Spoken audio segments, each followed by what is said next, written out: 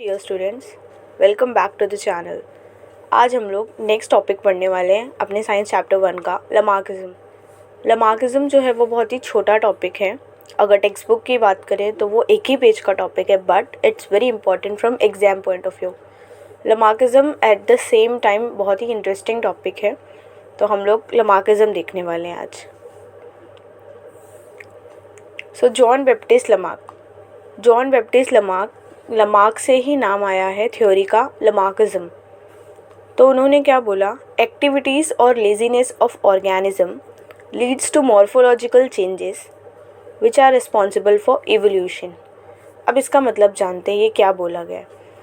तो John Baptiste Lamarck, अब यहाँ पर लिखा जीन है बट मैं इसको पढ़ जॉन रही हूँ बिकॉज इसको जॉन ही पढ़ा जाता है, क्योंकि वो फ्रेंच नेचुरलिस्ट थे, इसलिए लिखा जीन है बट पढ़ते जॉन है। सो जॉन बैप्टिस्ट लमार्क ने बोला कि एक्टिविटी या फिर लेजीनेस जो है ऑर्गेनिज्म का, कोई भी ऑर्गेनिज्म हो, एनिमल हो या फिर इंसान हो, एक्टिविटी मतलब अगर वो कुछ काम कर रहा है, लेजीनेस या कुछ आलस कर रहा है, कुछ नहीं कर रहा है, उसके वजह से मॉर्फोलॉजिकल चेंजेस दिखाई देंगे बॉडी में। मॉर्फोलॉजिकल चेंजेस हम लोगों ने लास्ट वीडियो में भी देखा था। मॉर्फोलॉजिकल चेंजेस वो चेंजेस होते हैं जो हमको एक्सटर्नल फीचर देख के ही पता चल जाए। हम लोग बाहर से ही पता लगा ले कि हाँ ये चेंजेस में ऑर्गेनिज्म में हो रहा है। तो उन्होंने बोला कि ये जो एक्टिविटी ऑर्गेनिज्म करेगा, कोई भी एक्टिविटी अगर वो करेगा या फिर वो नहीं करेगा यानी लेजीनेस दिखाएगा, उसके वजह से उसकी बॉडी में कुछ चेंजेस आएंगे। वो चेंजेस होंगे मॉर्फोलॉजिकल चेंजेस, यानी कि बाहर से विजिबल हो ऐसे चेंजेस आएंगे, which is responsible for evolution, और यही जो है वो इवोल्यूशन का कारण होगा। इस प्रिंसिपल को उन्होंने यूज़ और डिसयूज़ ऑफ ऑर्गन बोला। यूज़ और डिसयूज़ ऑफ ऑर्गन मतलब क्या, या तो ऑर्गेनिज्म अपना कोई ऑर्गन यूज़फुल बनाएगा, एल्स डिसयूज़, वो बिल्कुल ही फंक्शन करना बंद कर देगा। अगर ऑर्गेनिज्म एक पर्टिकुलर ऑर्गन का यूज़ कर रहा है तो डेफिनेटली उसका इवोल्यूशन होने वाला है, वो और अच्छा वर्क करेगा। अगर डिसयूज़ कर रहा है, एकदम से उसने उसकी एक्टिविटी छोड़ दी है, वो उसका यूज़ ही नहीं कर रहा है, काम ही नहीं कर रहा है उससे, तो ऑर्गन जो है वो डिसयूज़ हो जाएगा। तो ये लमार्किज्म की थ्योरी का स्टार्टिंग पॉइंट है। हम लोगों ने जस्ट एक ग्लिम्स देखा है। आगे हम लोग एग्जाम्पल्स कवर करने वाले हैं।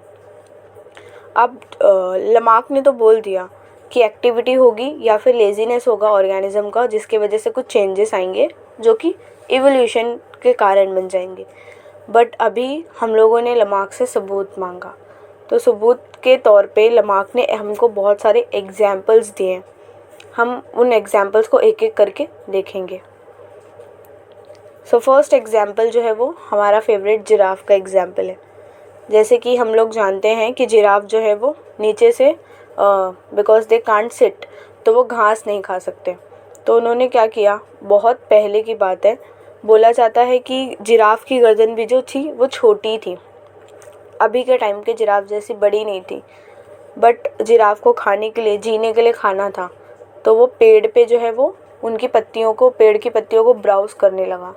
ब्राउज करते करते उसकी जो नेक है वो एक्सटेंड हो गई, क्योंकि खाना ज़रूरी था, एल्स वो मर जाता, तो एक्सटेंड हो गई नेक। फिर ओवर द सेवरल जनरेशन, जैसे कि पिक्चर में दिखाई दे रहा है कि जैसे जैसे जनरेशन आगे बढ़ती गई वैसे जिराफ की नेक जो है वो भी लंबी होती गई, और आज के टाइम के जिराफ की जो लास्ट वाला जिराफ है वैसे कुछ रिजेम्बलेंस है।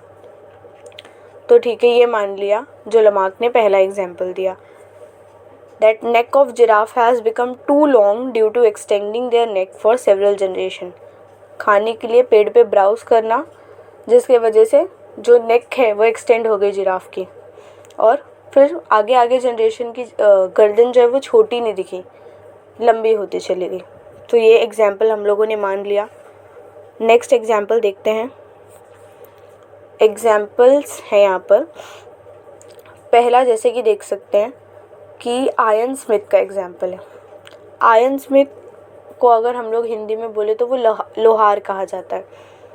तो shoulders of iron smith have become very strong due to frequent hammering movement, क्योंकि जो लोहार है वो कंटिन्यूसली अपना शोल्डर का यूज़ करता है और जो है वो थॉर का हथौड़ा जो होता है वो हथौड़े से जो है वो मूवमेंट करता रहता है, जिसके वजह से बोला गया कि जो शोल्डर्स होते हैं आयरन स्मिथ के वो बहुत ही ज़्यादा स्ट्रॉन्ग बन चुके हैं, इतने ज़्यादा स्ट्रॉन्ग कि उसका जिम का खर्चा बच गया और उसकी बॉडी अपने आप बन गई। इतने स्ट्रॉन्ग हो गए due to frequent hammering movement, क्योंकि वो बार बार हैमर से ठोकता है, हथौड़े से जो है वो ठोकता है, अपना काम करता है, जिसके वजह से उसके बाजू हैं यानी शोल्डर्स बहुत ही ज़्यादा स्ट्रॉन्ग हो गई हैं। तो उसने क्या किया, उसने एक्टिविटी की जिसके वजह से क्या आया, मॉर्फोलॉजिकल चेंज, यानी उसका मसल एकदम स्ट्रॉन्ग हो गया, उसका शोल्डर जो है वो एकदम स्ट्रॉन्ग हो गया। हमको दिखाई दे रहा है, बिल्कुल दिखाई दे रहा है, तो दैट इज़ मॉर्फोलॉजिकल चेंज। तो एक्टिविटी हुई ऑर्गेनिज्म की, कुछ मॉर्फोलॉजिकल चेंज आया यानी शोल्डर हमको बॉडी बिल्डर जैसा दिखने लगा, यही इवोल्यूशन का कारण हो गया। नेक्स्ट है wings of birds like ostrich and emu have become weak due to no use. तो जो पहला बर्ड है ये वाला, ये हमारा ऑस्ट्रिच है और नेक्स्ट जो है वो इमू है। तो ये दोनों बर्ड जो हैं इनका वीक हो गया क्या, विंग्स, क्योंकि ये उसका यूज़ ही नहीं करते थे। नेक्स्ट है snakes have lost their legs due to burrowing moment. कहा जाता है कि ये स्नेक्स के एंसेस्टर्स के पास पैर जो थे, लेग्स वो थे, but because of burrowing moment ये पेरिश हो गए, मतलब गायब हो गए। प्रेजेंट टाइम के स्नेक्स के पास लेग्स नहीं हैं क्योंकि उनको ज़रूरत ही नहीं पड़ी। उन्होंने क्या किया, वो ऑर्गन का यूज़ ही करना छोड़ दिया, डिसयूज़ कर दिया। इसके वजह से क्या हुआ, मॉर्फोलॉजिकल चेंज दिखाई दिया, यानी कि लेग का गायब होना। तो ये इवोल्यूशन का वापस से कारण बन गया। तो ये सारे एग्जाम्पल्स थे लमार्किज्म ने।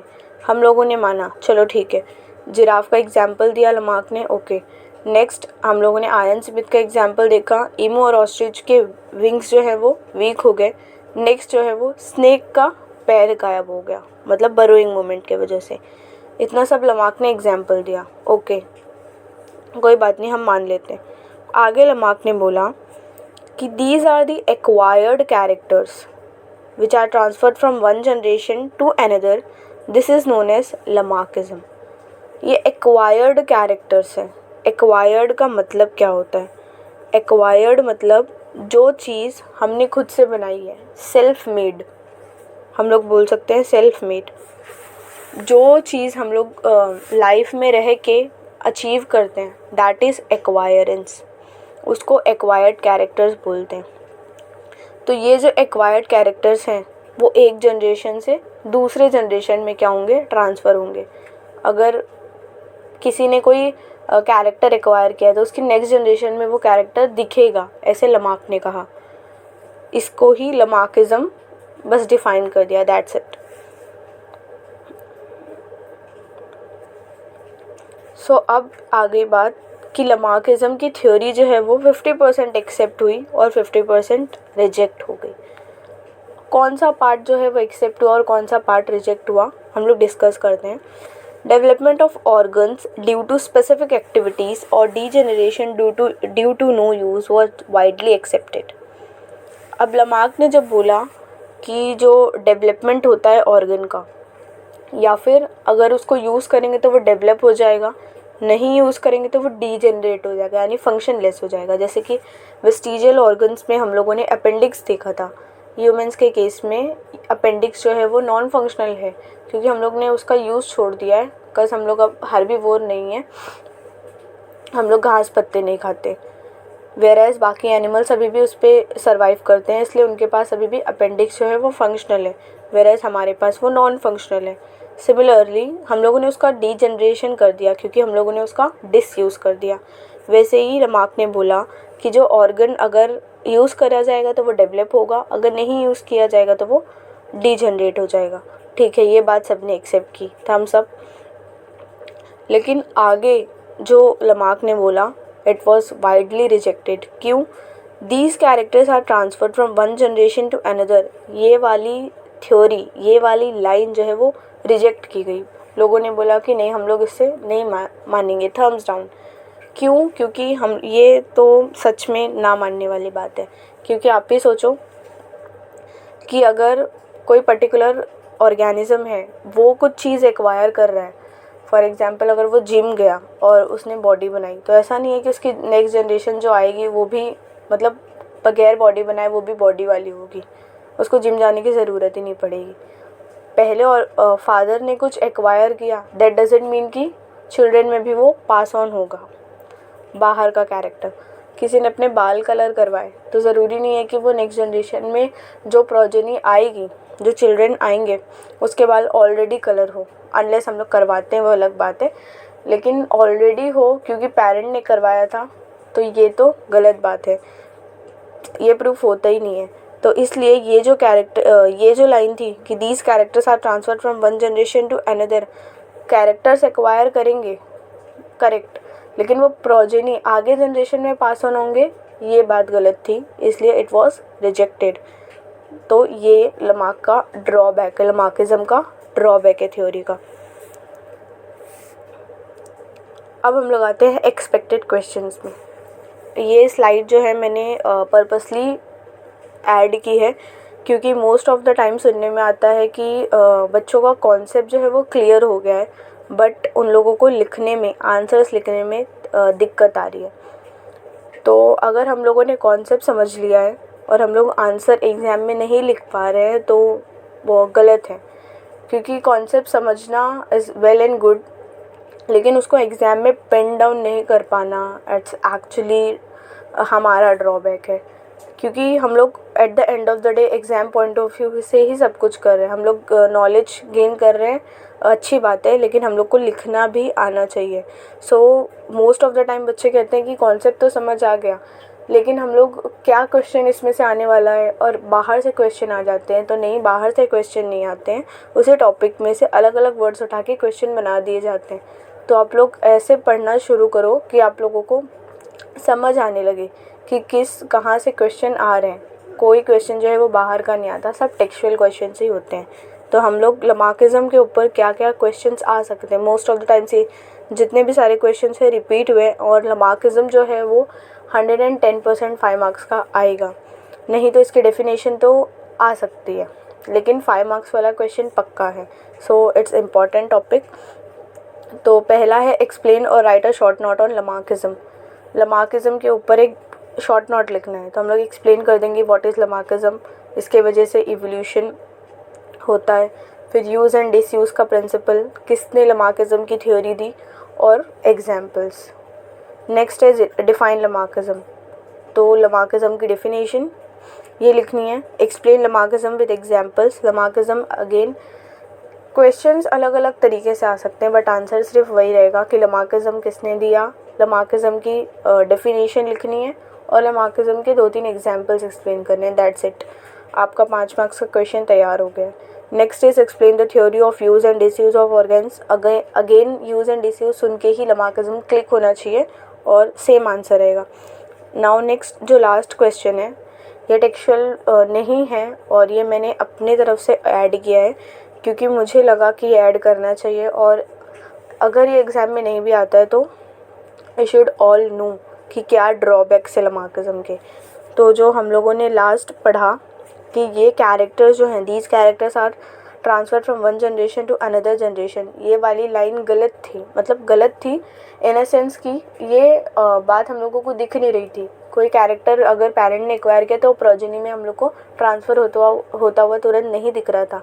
तो ये जो था वो ड्रॉबैक था लमार्किज्म का। ड्रॉबैक मतलब नुकसान कह सकते हैं। So these are the expected questions, और इसी के साथ हमारा लमार्किज्म जो है वो ख़त्म होता है। So stay tuned and thank you.